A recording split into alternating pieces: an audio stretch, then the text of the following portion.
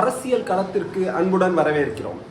நாம் இந்த காணொலி எடுத்துக்கொண்டு இருக்கக்கூடிய நேரத்தில் எதிர்க்கட்சி தலைவர் ராகுல் காந்தி அவர்களுடைய தலைமையில் கிட்டத்தட்ட 250க்கும் மேற்பட்ட நாடாளுமன்ற உறுப்பினர்கள் நாடாளுமன்றத்திலிருந்து நேராக கிளம்பி தேர்தல் ஆணையரை சந்திப்பதற்காக தேர்தல் ஆணையர் அலுவலகம் சென்று கொண்டிருக்கிறார்கள். மிகப்பெரிய அளவில் சென்று கொண்டிருக்கிறார்கள். அதை தடுப்பதற்கான அனைத்து முயற்சிகளிலும் இந்த சர்வாதிகார அரசு ஈடுபட்டு கொண்டிருக்கிறது. இப்போ ராகுல் காந்தி அவர்கள் வைத்த குற்றச்சாட்டு என்ன? நியாயமான குற்றச்சாட்டு. கிட்டத்தட்ட ஒவ்வொரு தொகுதியிலும் 1 லட்சம் வாக்காளர்களை அவர்கள் நீக்கி இருக்கிறார்கள், போலி வாக்காளர்கள் இருக்கிறார்கள்.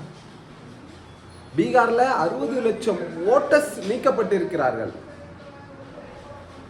இப்பொழுது மறுபடியும் சேர்ப்பதற்கான முயற்சியில் இந்த சர்வாதிகார அரசு ஈடுபட்டு கொண்டிருக்கிறது.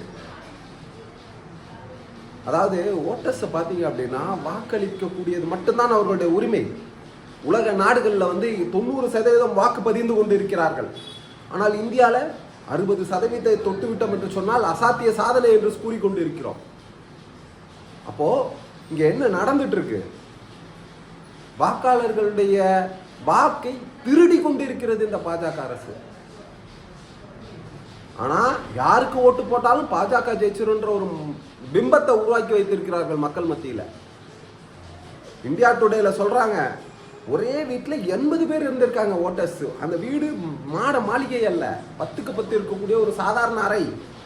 அந்த அறையில 80 வாக்காளர்கள் இருக்காங்க. இது எவ்வளவு அப்பட்டமான ஒரு பொய் இது.